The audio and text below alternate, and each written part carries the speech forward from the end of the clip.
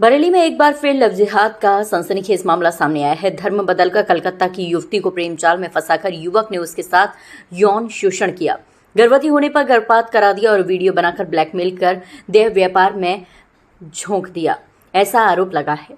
आपको बता दें कि कलकत्ता की रहने वाली एक युवती ने एसएसपी को दिए प्रार्थना पत्र में बताया कि वह उत्तराखंड के रुद्रपुर में काम करती थी। इस दौरान गांव मंडनपुर शुमाली के रहने वाली युवक से उसकी जान पहचान हो गई। युवक ने अपने आप को हिंदू बताया, जिसके बाद उनसे फोन पर बात होने लगी। युवक ने उसके साथ कई बार शारीरिक संबंध भी बनाए। युवक ने शादी का झांसा देकर उसे अपने घर बुलाया और साथ में रखने लगा। जब युवती ने शादी करने का दबाव बनाया तो युवक ने उसकी मांग में सिंदूर भर दी और कहा तुम मेरी पत्नी हो गई। इस दौरान युवती को पता चला कि युवक मुस्लिम है और उसका नाम बख्तावर है। युवती ने विरोध किया तो मारपीट की और जान से मारने की धमकी दी, जिससे वह डर गई और उनके साथ रहने लगी। गर्भवती होने पर युवक की मां ने उसका गर्भपात करा दिया। युवक के घर वालों ने उसे जबरन मांस खिलाया। आरोप है कि युवक ने होटलों में ले जाकर उसे देह व्यापार में ढकेल दिया और उसकी वीडियो क्लिप बना ली। युवती को नशीला पदार्थ देकर 4 माह तक घर में बंधक बनाकर रखा। जैसे तैसे युवती जब चंगुल से बचकर बाहर आई और अखिल भारतीय हिंदू महासभा के कार्यकर्ताओं से मिली और बरेली के एसएसपी से आरोपियों के खिलाफ कार्रवाई की मांग की। पुलिस ने शिकायत के आधार पर रिपोर्ट दर्ज कर ली और पूरे मामले की जांच पड़ताल शुरू कर दी है। फिलहाल युवती डरी सहमी हुई है। एक लड़के से मैं बात करती थी इंस्टाग्राम से। क्या नाम है उस लड़के का? बख्तावर। कहाँ रहता है? मंडलपुर में। हैडी। हाँ। क्या है घटना? कोई शिकायत है? उसने मुझको पहले तो हिंदू बता के पहले शादी किया, ले आते। उसके बाद फिर अपने घर में ला कर रखा, फिर उसने ना ऐसे धंधा उंधा कराना चालू कर दिया और घर से निकलने नहीं दे रहा था।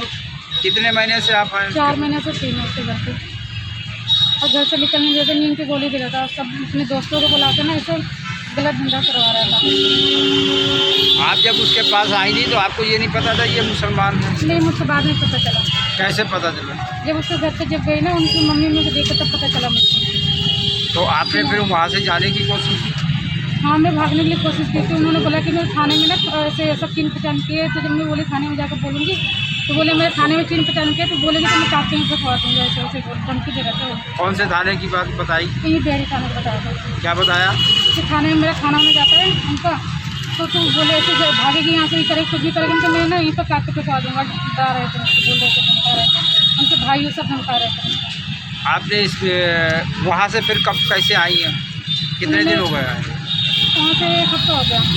आपने शिकायत करी है कहीं पर इस चीज़ की? नहीं, मैंने थाने में यहाँ पर लिखवाया था, पर इन लोगों ने लिख नहीं दिया कंप्लेंट। कौन से थाने में? क्या है? किसी के थाने में शिकायत पत्र दिया है? क्या कहा उन्होंने लिखा नहीं अभी तक, बताया नहीं। तुम्हारी रहे 5 दिन से घूम जा रहा था। तो आप यहाँ पे सीओ साहब भी हैं, उनसे कहा? हाँ, उनसे कहा था। हमारे पास 4-5 दिन पहले आपको रुद्रपुर से किसी का फ़ोन आता है कि बहन जी के साथ धर्मांतरण और छांगुर बाबा के मतलब गैंग के लोग यहाँ बहेड़ी में भी सक्रिय हैं और उनके खिलाफ़ कार्रवाई करवाई जाए और इस महिला को जो है न्याय दिलाया जाए। इस संबंध में मैंने सीओ साहब से बात किया, कोतवाल साहब से बात किया और 18 तारीख को हमने जो है सीओ ऑफिस में कोतवाल साहब को बयान मतलब एक तहरीर भी दिया, उस पर कार्रवाई होनी चाहिए।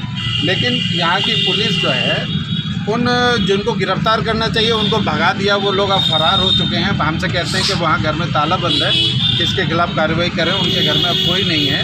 ये पुलिस की लापरवाही है।